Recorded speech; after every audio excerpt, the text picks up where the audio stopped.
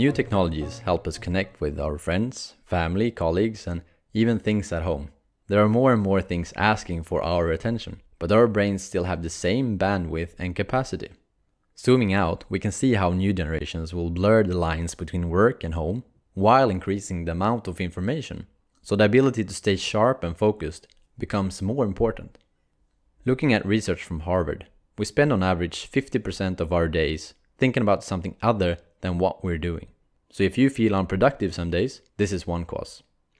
What we need is an update of our operating system. Our society has evolved, but our brains are not much different than when we were hunting and farming. Quite recently, scientists have fully understood that we can rewire the brain, and that helps us in stretching to believe what type of inner engineering is possible.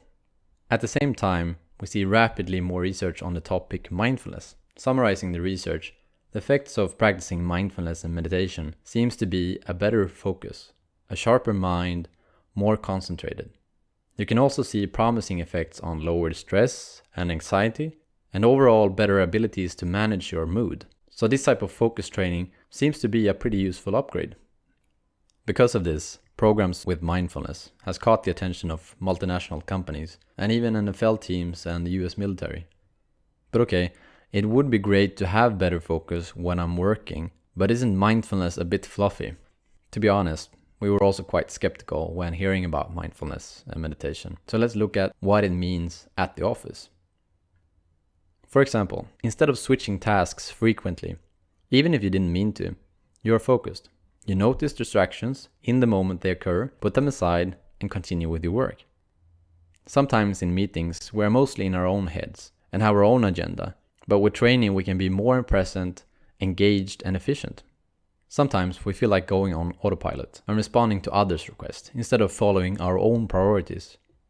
And at moments of stress, it can feel like a tunnel vision.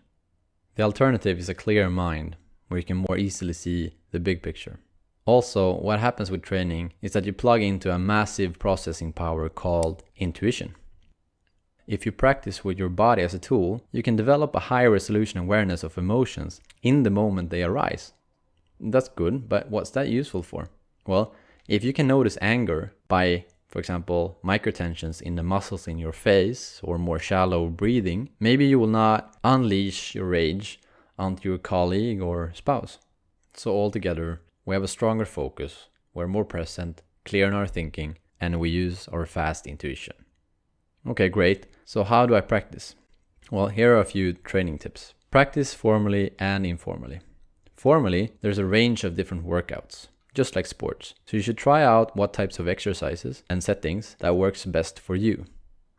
Start with apps. There are many good ones.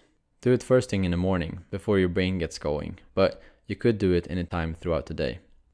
It doesn't have to be quiet, but try to get some undisturbed time.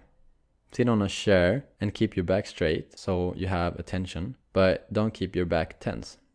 And go for 10 minutes daily to feel an effect, because then it becomes easier to motivate yourself. And frequent sessions is more important than longer sessions. So practice even when you're not feeling so great. For example, an athlete would practice in both good and bad weather. However, you will experience setbacks, and when this happens, it's great to have support from fellow travelers or somebody who can give advice. And that's it. Just like physical training, this is a muscle you can exercise, and this muscle is important for your focus at work. Good luck!